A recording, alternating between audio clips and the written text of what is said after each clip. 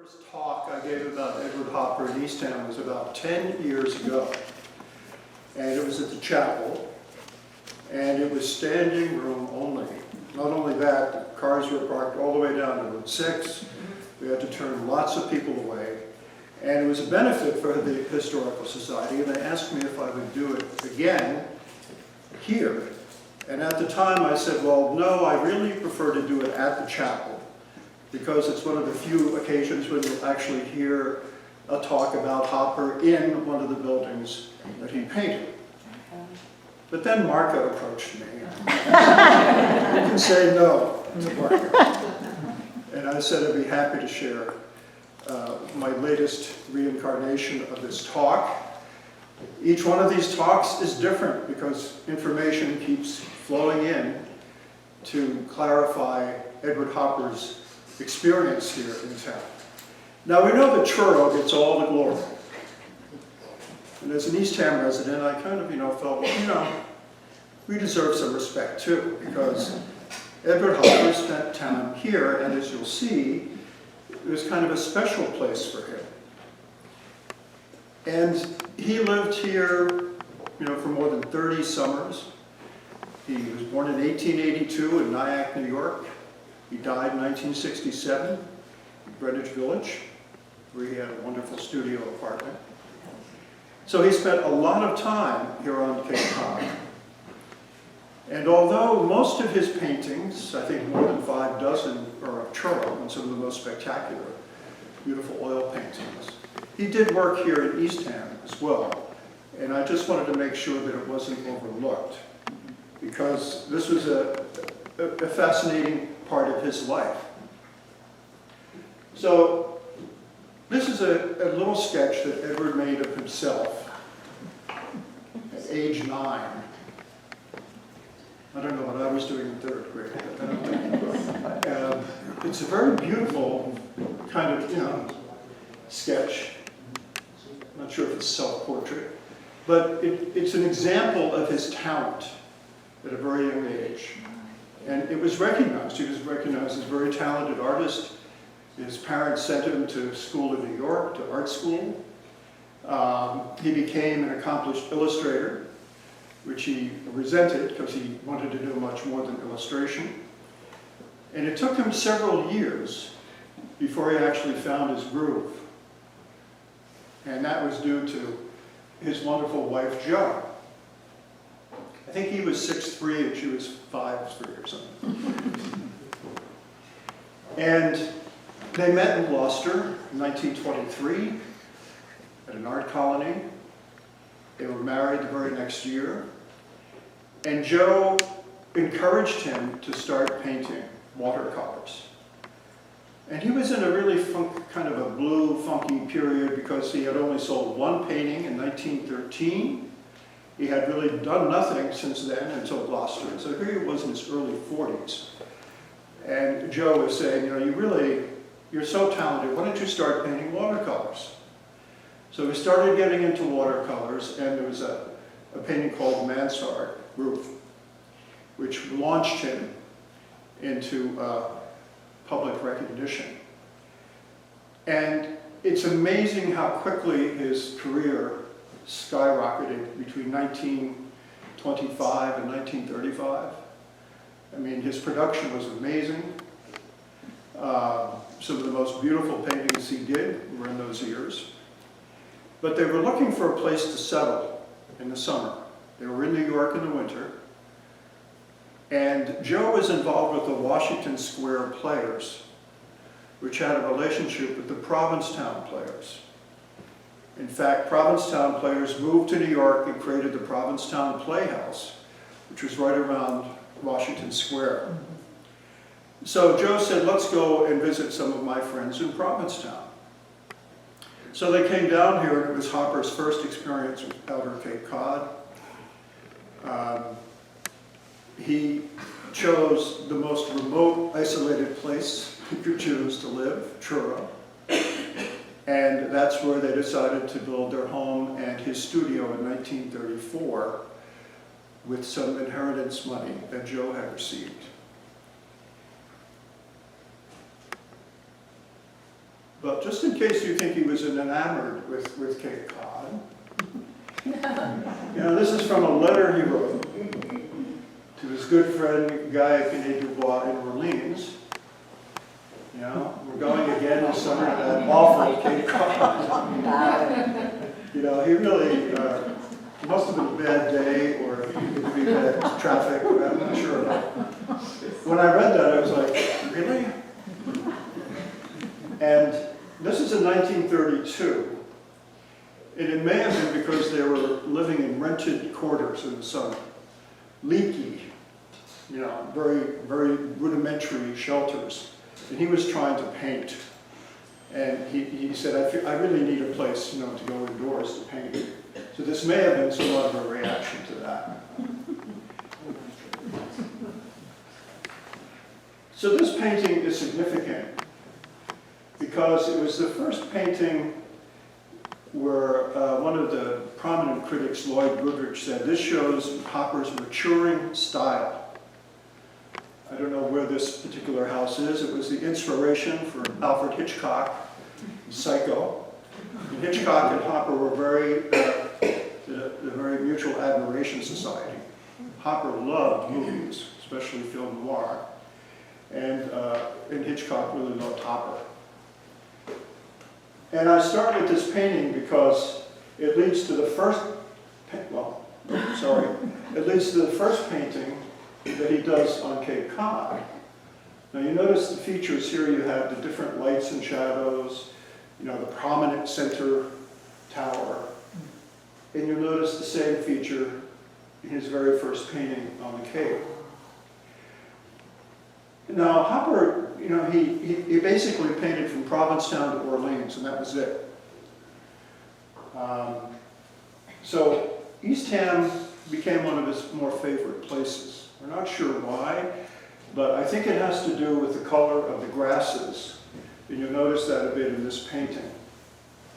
You'll also notice that there are no people in any of these paintings in Eastham, with the exception of one, which I'll show you in a minute. And Joe was with him on this trip and said this is a wonderful family. They had 6 children, they had dogs. Everyone was very playful and joyous. There's none of that. He's not interested in any of that. He's interested in, you know, what the house looks like, how the sunlight hits it. Look at the utility pole, how tall that thing is. And it has that kind of crossy, churchy kind of feel to it. So, the first talk I did, I really didn't know too much about the locations in Eastham. I was just learning. So I said, does anybody know where this house is? And this woman in the back says, I owned it. Wow. So we had invited her up, and she said, yeah, I know where this is. And this is that house today, without the tower. So what was the tower? You may know this is up near Railroad Avenue, near Hopper Real Estate, which I don't think. The tower was so people could see trains approaching from either direction. That's why they had this tall tower. Okay? And that's what attracted Hopper to paint the building. But this is what it looks like today. This is from Joe's diary. And by the way, we would know nothing without Joe Hopper, because Edward Hopper never wrote anything or said very little. She had, you know, voluminous journals, which are now all in Provincetown, by the way. We're very lucky to have them right here. Letters and journals, and we would know nothing about Edward Hopper on the Cape without her.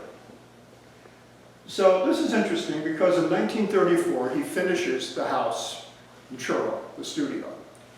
And he says to Joe at one point, you know, I'm afraid that I'm running out of things to paint here.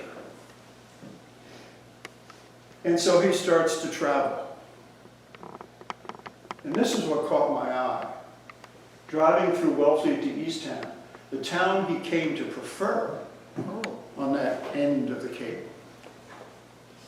Of course, if you turn left, he'd go to Provincetown. Not a necessarily friendly crowd. All those abstract expressionists and modernists Hopper was seen as old-fashioned. He claimed that he never set foot in Provincetown. But there are 3 paintings he did in Provincetown. Methodist Church, rooms for tourists, giving beautiful paintings. So he said, well, how could you possibly have done that? He said, I did them all in my car. Nancy Pelosi answered. It was like, and you have to understand, his car was one of those big, old cars. And they could be large enough to be a studio. And frankly, he did so much work from his car. He would just, start sketching. And a lot of painting he didn't do in his car, a lot of painting he did in his studio. But he made all his sketches and notes in his car. So this really caught my attention. It was like, wow. So in a sense, and Truro people don't like to hear this, but he was a bit bored with Truro. And you'll see Jo did not react positively to that. She would say, it's so special. And at one point he snapped at her and he said, that's its problem, it's too special. Which says something about Hopper's artistic sensibility. More. Eastham is happy hunting ground. It's the least attractive township on the campus. It could be Westchester or New Jersey. And to think he has all these marvelous Truro hills stretching all around us. No, they're too unusual. Too off by themselves, of their own kind, unique. He must go to Eastham to get the same old story. Can you beat that? And he hates Jersey in Westchester. I didn't have to make any of this up. All there. So this is what kept propelling me in this project. So in 1935, he produces a watercolor called House with a Big Pine, and he also begins a canvas of a clam digger. It's the only painting that has a person in it. But it's really, as you look at it, it's not that beautiful kind of focused, dramatic Hopper painting. It's kind of nondescript, although you see the grasses, he's starting to play around with the grasses. But he was not happy with this. And he never recorded it. And it was found at the back of a pile of paintings at his studio in Truro after he died. And during one of my talks, the man in the front row came up to me afterward and he said, I was shocked with what you said about clam digger. And I said, what do you mean? He said, well, that was purchased by Paul Allen, the co-founder of Microsoft. And I said, well, I hope he didn't pay that too much money for it because, Hopper did not like this painting. And it actually was part of an exhibit of Paul's work that went around the country. And this guy who helped curate the exhibit was shocked. And I was kind of surprised because you can find this out very easily. But it's not a painting that he liked. But here's a painting that he did like. So this is House with a Big Pine, painted the same year. And you're going to see like these kinds of recurring, how he uses the fences, to kind of make you follow. You got the big utility pole again. Its contrast to the tree. You've got the little, anthropomorphic windows that it starts to really get into, giving the house some personality. But it's all about the light. And by the way, although Hopper is referred to as a realist painter, he considered himself an impressionist painter in the broadest sense of being, basically obsessed with light. So this painting is this house, which is 540 Massasoit Road. And I should mention that I don't know how many of you remember Noel Bile, right? Historian, humorist, mayor of West Eastham. I first approached Noel about this project, and he didn't want to help me. And he said he had been burned too many times by people who took what he owned and used it for their own benefit. I was like, oh, okay. And then I got a call from him one Sunday morning, and he said, I've had second thoughts, and I want to give you everything I have. And he passed away not long after that. And I think he was thinking, because he had, I don't know if you know, Noel has an incredible collection of photographs, postcards, and documents and he had huge books about Edward Hopper. I had no idea. So he did all of this research for me. You know, and when you go and you look at the houses, he knew what he was doing. He knew every single location. And so I always mention him when I do this talk, because it's really dedicated to him. This I call Hopper Corner. You know, so Edward Hopper comes to Eastham. He doesn't paint Ford Hable, or even the Penman House. I would have loved to have seen the Penman House. He doesn't paint the beach. He doesn't paint the ocean. He paints like intersections. It's like, what does he see in this intersection? So that's the intersection in 1936. And it's all about color, basically, with Hopper. That's why a lot of his paintings are done here in October. And those of us who have lived here for any length of time know that the best weather of the year is in September and October, but especially October, there are these absolutely exquisite, intoxicating days that where you'll see this color. And this is what attracted him. So this is what he was doing. He was playing with color. Here's another one, another intersection, another nondescript. You know, and he sets up here and he paints something that looks almost heroic. You know, I mean, it's really extraordinary. He'll take something that's very simple and commonplace. And, you know, once again, the very strong verticals of the utility poles, the beautiful color of the trees and the grasses. He transforms a very drab, nondescript scene into something really magical, right? Then we get to 1940, and he was really obsessed with this house. Where's Nancy around here? She now lives in this house. And Nancy and I got together many years ago to compare notes. So this is a drawing for our house. And a few things you'll notice. He becomes really interested in empty spaces, dark spaces. And once again, you know, different planes of light created by the house. And he paints not one, this is the first one, but two paintings with a different name of the same house.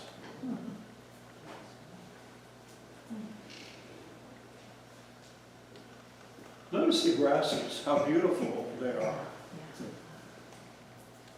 You know, and this is one of the things that Joe had mentioned, the tall grasses of Eastham. And I began to really appreciate it as I looked at more of these paintings. But once again, he loves all the windows, the dark spaces. He just loves, he loves how it looks. And this is the house, when, in the 1940s? Yes. Well, someone in my neighborhood just stopped by with us, but many years before I even knew the Hopper connection. But it kind of cemented it, like I sent this off to the Whitney when I first was finding out here. And, you know, because it's so exactly like the sketch. Right. And this is Cooksbrook Road in Massasoit. He loved Massasoit Road. He spent a lot of time. I think partly because it was flat.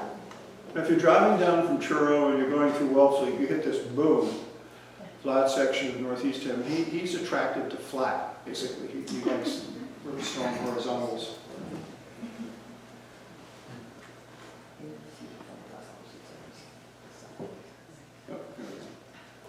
I love this drawing.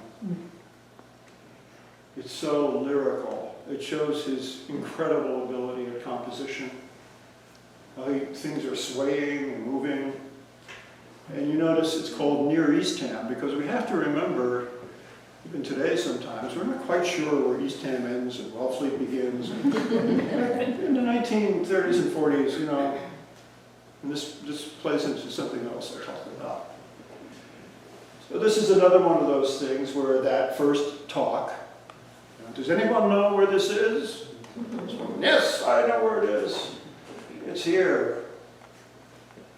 2022 Nauset Road, or Nauset Farmhouses. And this is the scene that he was drawing. Never became a painting, but I love the drawing. It shows his talent. So Joe says, you know, he keeps going down to Eastham because he's obsessed with this group of buildings that he's had his eye on for years. And he starts making sketches and starts with the notes. All right? So he's beginning to think how he wants this to be. How big is the road going to be in the painting? What's the role of the utility poles? What's going on? And all of these notations,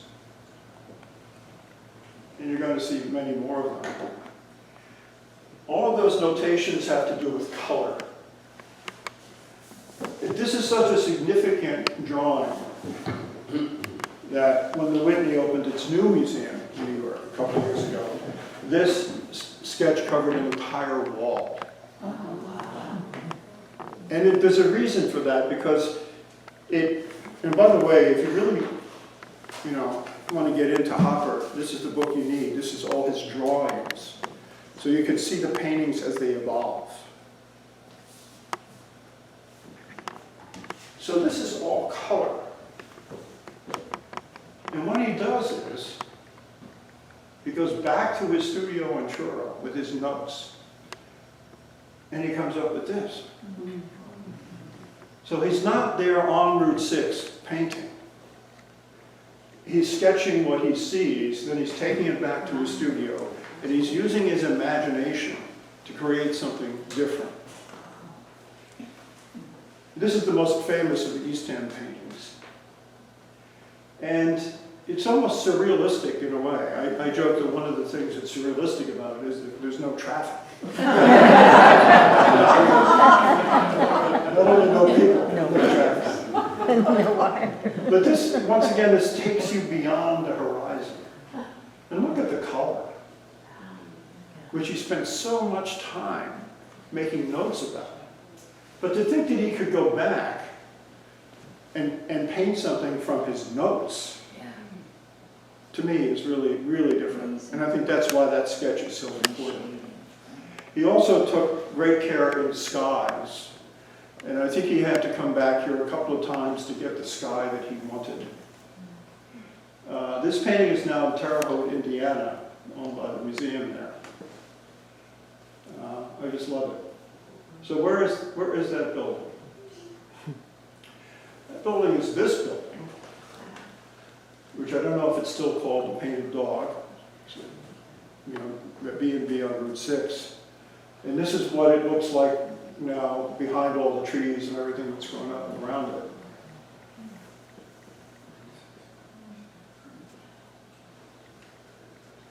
Then World War II.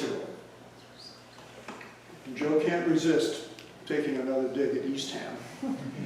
He can't afford to use tires to go hunting down his own particular happy hunting ground at Eastham, the one place on the Cape, shorn of most all Cape Cod.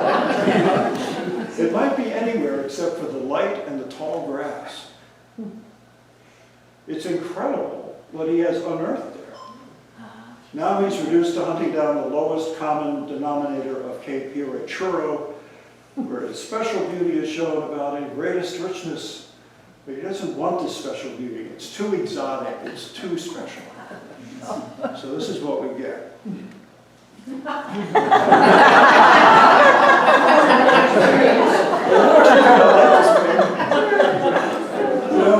sure what was motivating when it was World War II, but wow, the colors are so beautiful.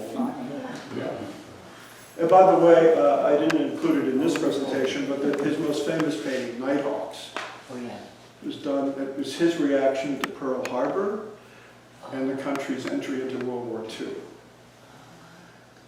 And so the next time you take a look at that painting, you'll see how there's this tremendous isolation and foreboding outside. And Joe, by the way, titled all of his paintings And she was the most proud of that title, Nighthawks.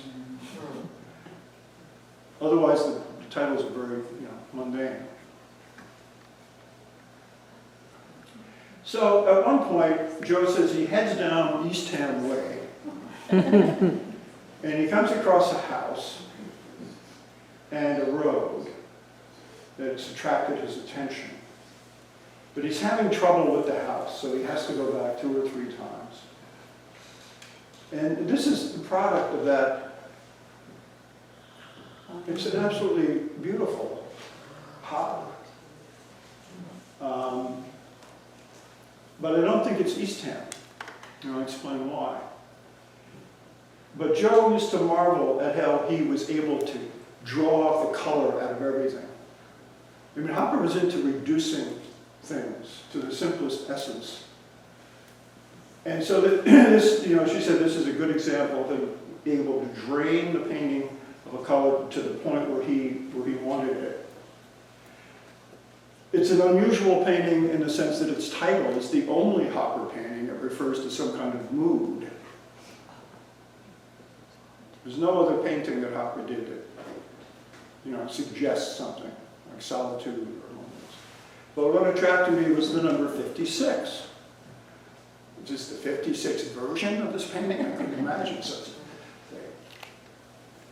Now, if you drive through Wellfleet, you'll notice that there are certain, Joe mentioned it had to do with the road, 56. If you drive through Wellfleet, you'll come across these roads, way 112, way 51. Wellfleet's the only town that has those numbered ways. That's why I think this is Wellfleet. And way 56 is out near Chequasit Neck. I actually tried to track it down one day. But originally inspired by a trip to Eastham. So Hopper had a really difficult time. He was, first of all, he was doing something that had never been done before, which was creating American art, to differentiate it from European art.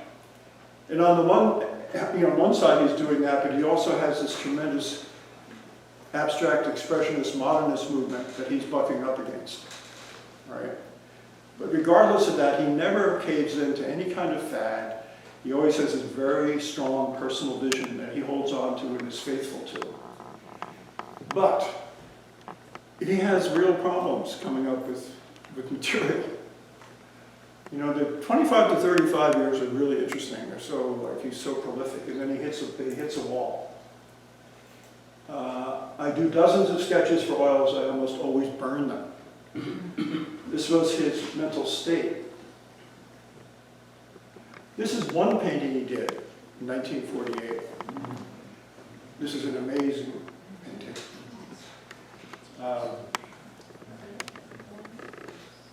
His wife, Jo, who frequently didn't quite understand her husband completely, would say, why, what's in the window? I mean, what is the store selling? And he said, I don't know, and I don't want people to know. That would distract from the painting. So you have this sort of suggestive shapes. You can't even tell what time it is. And so, he adamantly refused to do anything to make it clearer what the store was selling. And then the trees on the left. He had wanted sturdy oak trees. And he said, every time I paint it, it comes out like these gnarly locusts. I can't control it. And Joe would say, yeah, but they look so great next to this. Very strong vertical. Now, Hopper has always claimed, or not he, but people who have studied his work say that this is based on a bookstore in Nyack, where he grew up. But there's something in Jo's notes where, as he's doing this painting, she says, he goes down Orleans Way to get some details for this picture. And I just can't, even though it's not documented, I just can't help thinking that when you're standing there at Hopper Corner, at Massasoit and Herringbrook Road, what do you see? Is this the store in Orleans?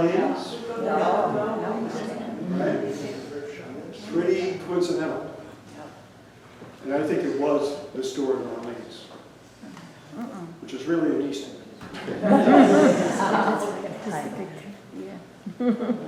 It's a remarkable painting. I mean, it's the only painting he could do in 1948. He was suffering, he had a lot of health problems. A lot of his best friends died. He was facing an abyss, a void. And his agent, Frank Wren in New York, is saying, hey, you know, you're famous, we could be making a lot of money. Where are the paintings? And so he forces himself to do that 7 a.m., which is really one of his most spectacular paintings. And the only other painting he does is the very last day he's on Cape Cod before he goes to New York. Feeling pressure to produce something for the Whitney, he drives to Wellfleet to see if he can force himself to do a watercolor, and he returns at dusk at the start of a watercolor painted in Eastham. So this is how I originally got involved in this. I'm a neighbor to this building. I love this building, and I've played a large role in restoring it and keeping it going.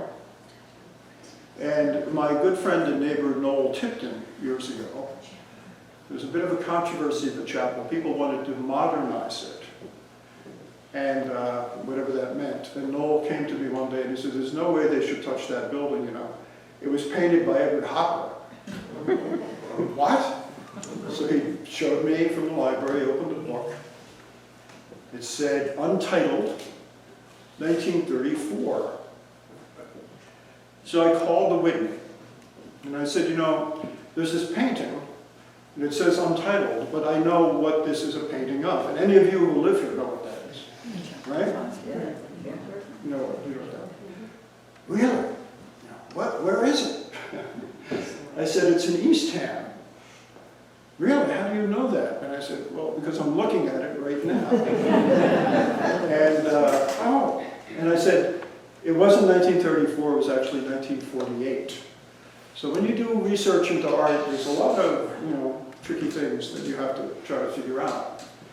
So the Whitney was very nice. They sent me a nice letter and a black and white photograph thanking me for my contribution. And I later bumped into Gail Levin, a famous biographer of the Hoppers, and I told her this story. She said, those people at the Whitney are so incompetent. I told them years ago that this was in Eastham. And I know they have the wrong date. So anyway, we straightened that out.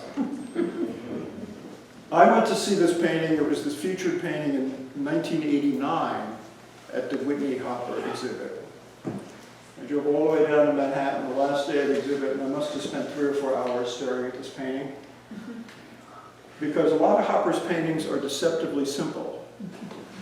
But you have to realize how much time and thought he put into each one of his paintings. I mean, hours and hours and hours. And this is only the second painting he was able to do that whole year. So he brings it home, and Joe goes, after being with him in this super depressed state, where did this come from?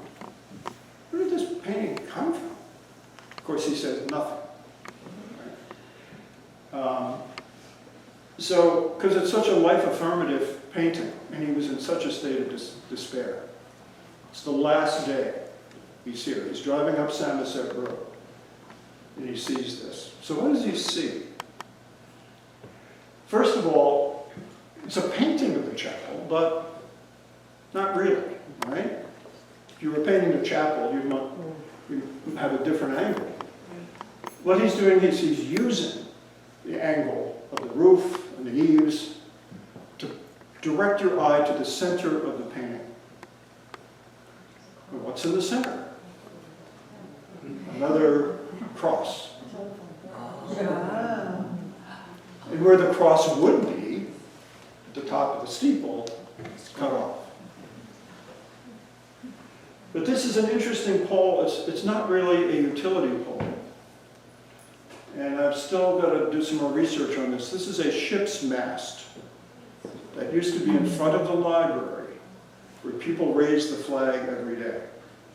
And what it's doing moved to the road, whether he took the license to do that or not. But if you look at that pole very carefully, There's a couple of posts coming out here, which were part of that ship's mast. So what is he saying? You know, is that what we worship today? Technology? Very unusual for Hopper to do such an overt reference. But the other thing you notice is the beautiful colors. It's mid-October. On one side of the painting, you have how nature builds those trees. And on the left side, you have how man builds. And that's a frequent theme that you'll see in his paintings. And he loves the verticals of the granite posts. And he just gets the colors just absolutely beautiful. And this painting, I have some sad news about it, but this is Joe's reaction. Eastham, of all the unlikely places. It's always Eastham to which he repairs, and such good things he has unearthed. And it looks more like Jersey. This can't leave it alone. That is so funny. And there's so many people here from Jersey. Yeah. I mean, this is all there in the journals. It's just what. So this is 1948. And I did see this at the Whitney. In 2013 or 2014, it was put up for auction at Sotheby's. The minimum bid was $2 million. It did not sell. So they put it up again for $600,000. It did not sell. So they had to buy in, meaning they arranged for a sale with a private party. And I'm now involved in trying to find out who that private party is, although it's very difficult to do. So why did they pick this painting as the very first one that they'd sell off of the Hopper collection? This is the beginning of what's called deaccessioning. And there's been several other paintings, because they're worth so much money. Not that this one was, but I think Cobb's Barn was auctioned for $6 million just last year. Very controversial. In fact, the woman, the curator I was dealing with at the Whitney, I called her up and I said, you know, I'm really upset. She goes, so am I. It was like, yeah, we're really upset.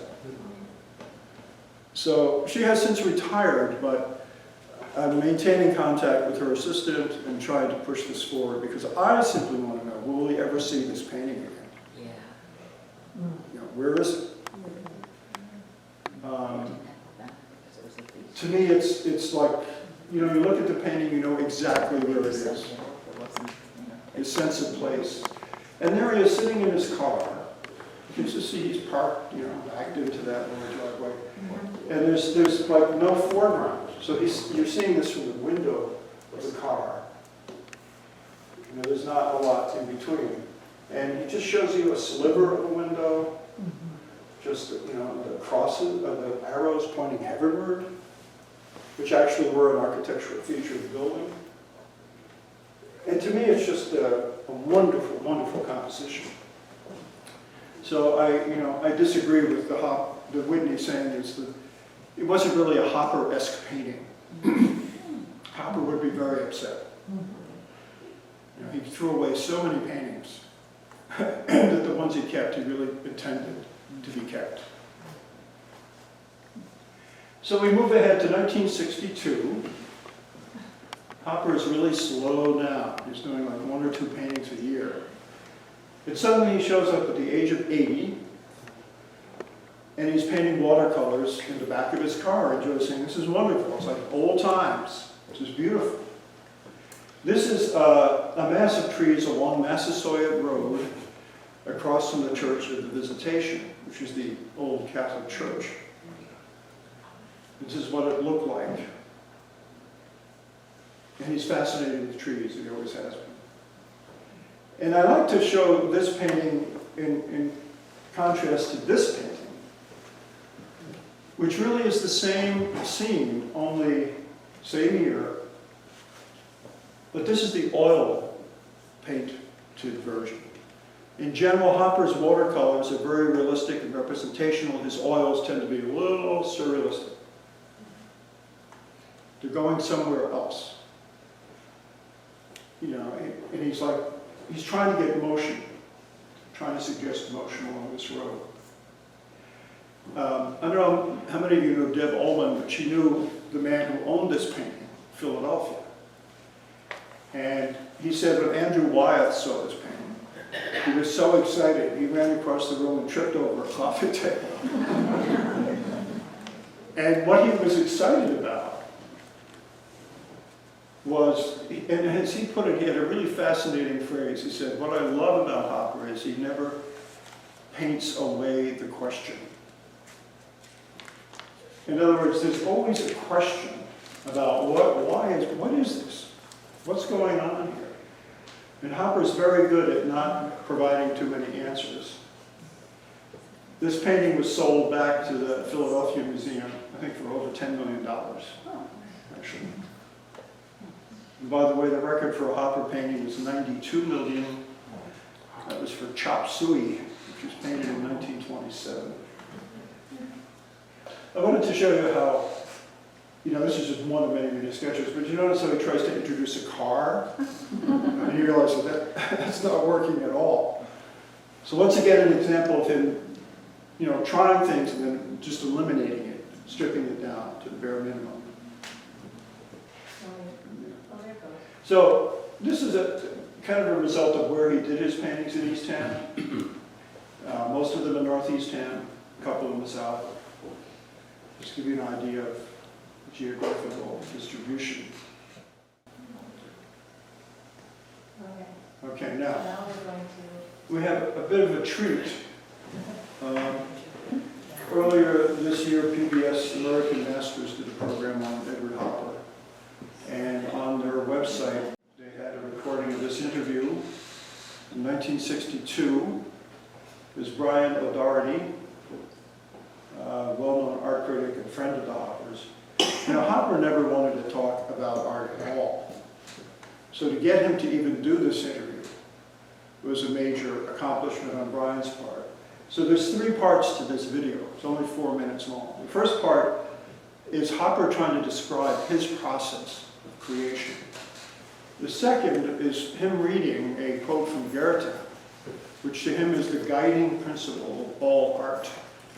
And the third one is a wonderful snippet of him and his wife, Jo. And you can get just a really good idea of their relationship from watching this. So let's go ahead. Well, you mentioned that your pictures come very slowly.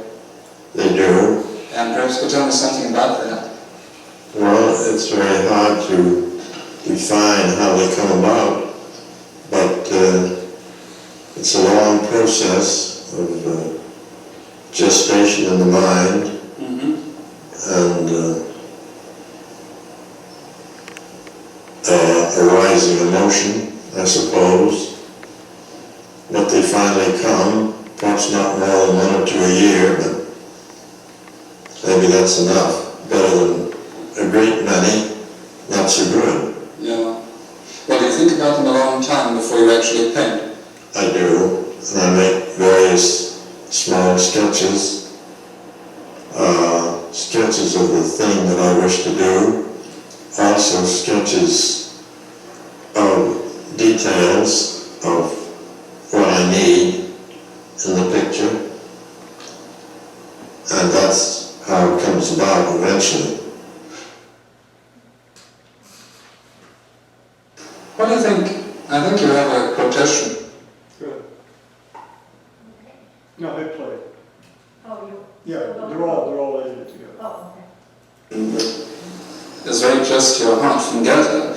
And I was going to ask you what you think of what is most important to you and what art means to you, all those general questions that perhaps you might care to say something about.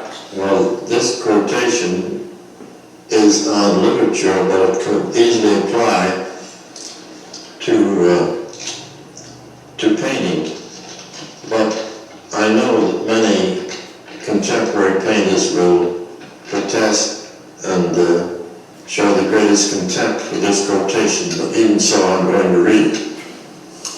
Goethe declared, "The beginning and the end of all literary activity is the reproduction of the world that surrounds me by means of the world that is in me, all things being grasped, related, recreated, molded, and reconstructed in a personal form and an original manner. To me, that applies to painting fundamentally. And I know there have been so many different opinions on painting now that there will be many who protest that this is outmoded and outdated, but I think it's fundamental. That says it very eloquently. Okay, one final. You trained as a painter with Robert Henry, didn't you? Yes, Do you indeed. think a lot of him? How could one not? He's the great prophet of our age, I think. Mm-hmm. He gave so generously to all of us. Like the bird that plucks the feathers out of his breast for the young. Well, he did seem to do that very thing. You think he's a fine painter, Mrs. Hopper? But I think if you give it all away before you get to the easel, there's a little deficiency of what's He was a what's generous wrong hearted with it. man. Yes. Generous hearted man. he was. Very, very, very tremendously concerned with all of us, each one. He gave so much to them. What do you think of Henry as a painter, Mr. Hopper? I think he was moderately good. You don't agree with that, Mr. Hopper? Oh, he's so ungenerous. But you know, men are not grateful creatures. You think not? I don't think so. It's Honestly? women that are grateful. Really? And I think. who wants it? Who cares about it? Oh, I think you're a little hard on us, aren't you? Well, it seems to me that women are the ones that show the gratitude for little things and big, and who remember over the years, they remember.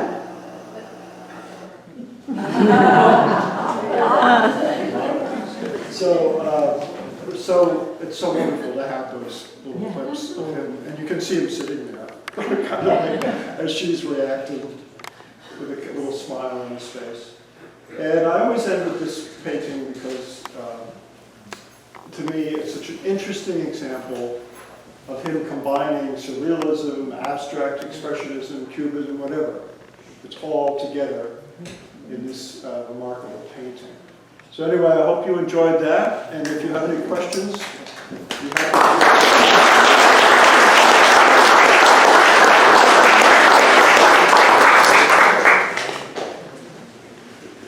Anyone? Oh, good, I answered everybody's question. Anyway, next time you see Edward Hopper paintings, I hope you remember some of what we said here tonight, and also just how much this town meant to him.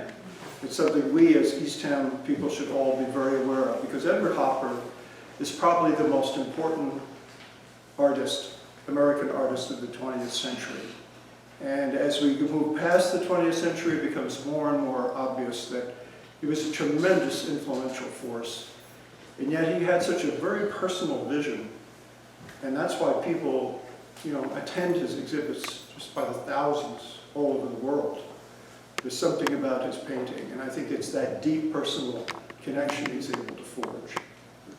You also mentioned Wyatt. Now, Yeah. a lot of people consider Hopper and Wyatt, the quintessential American. So what is your view on? Oh, Wyatt is an extremely fine painter, but he's not Edward Hopper.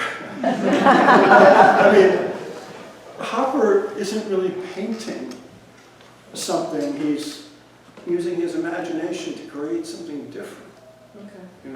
So that's what makes his painting, it's like Nighthawks. Is it really a painting of a bunch of people in a diner at night? Or is it much more? Yeah. And even Wyeth recognized that in Hopper. There's a whole other dimension to his art. Yes? Yeah, I don't know if you'll have an answer for this, or it's just sort of food for thought. But I'm thinking when you were talking about the cross in the center of the Eastham Church and about then with that Goethe quote, what is his sense of the margins in the center. Because a painting like this one shows, there's a whole room you're getting a vivid sense of at one margin, while the sea is at the other margin, right? So in terms of the surrealism, the space is not an ordinary geometric symmetry. There's something else going on. And I'm still thinking of the nature on the left and the church on the right, and then how they each develop as form. And we're going to give an answerable piece of this whole puzzle. Are the oils more surreal because he does more with space than the watercolors? Are the watercolors closer? I think he's able to manipulate, if you're a painter, watercolor is unforgiving. Yeah. Whereas oil painting allows you to manipulate the paint afterwards, right? And the only thing I can tell you is, and you get this when you go through the sketches and the drawings, there's like amazing changes that he makes. Yeah. There's a famous painting, Office at Night. There's this woman in a very tight-fitting dress in a file cabinet. And she's turning and she's looking at this man who appears to be completely disinterested in her. Well, when you look at the sketches leading up to it, he's looking at her and she's disinterested in him. And when he makes that final change, it's like, boom. So he's making changes and he can't even explain his inner reaction. But there's something in there that we all relate to. We can't really explain it. His paintings are so evocative that, but it wasn't, he just didn't go and paint it. I mean, he thought about it a long time. There's a lot of sketches, a lot of experiments. And it wasn't until it resonated with him that it became a painting.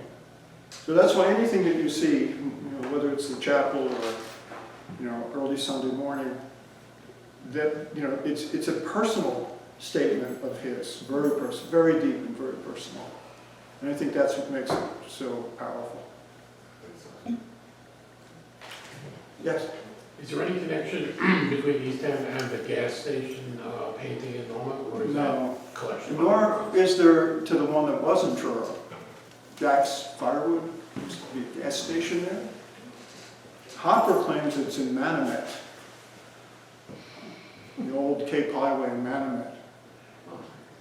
But that's hard to verify too. Yes? You spoke about with one of the paintings that it was Hopper's last time on Cape Cod and he moved to New York. Did he leave the Cape at some point in his life? Yeah, he left actually just 2 years before he died. His last watercolor, 1965, which was of North Truro looking toward Provincetown, a very unusual painting for him, kind of a postcard type painting, which I'm not sure, and then he passed away in 1967, and that was 1965. I did that, and I did Two Comedians, which is the very last painting he did of himself and Joe as clowns on a stage. He was just, but I really appreciate the opportunity through the chapel painting to explore this painter's work, because I've been all over the country, I've talked to a lot of people, and seen a lot of exhibits, and it just keeps growing, my appreciation for him. And we have a lot to be proud of right here in Eastham. We really do. This whole place. Okay, well, thank you. And, Thank you.